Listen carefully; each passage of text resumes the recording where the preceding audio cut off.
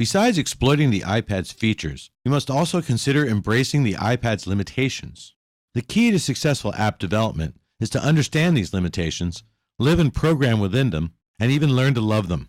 These constraints can help you understand the kinds of apps that are right for the iPad. The iPad evolved from the iPhone and iPod Touch, but there are a few limitations you absolutely need to consider. For example, you need to make the user interface large enough. Some users have fat fingers.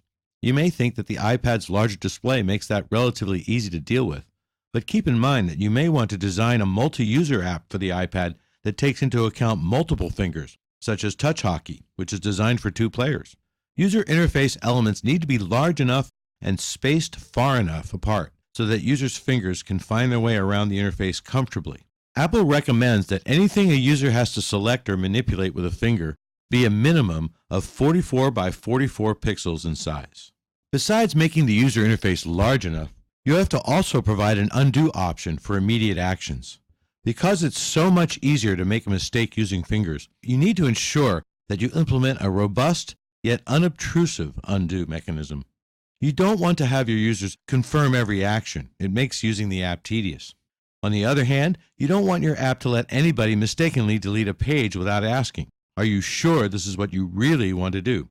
Lost work is worse than tedious. Fortunately, the iPad supports the same shake to undo feature as the iPhone. Also, keep in mind that battery power and memory are limited, just like on an iPhone or iPod Touch.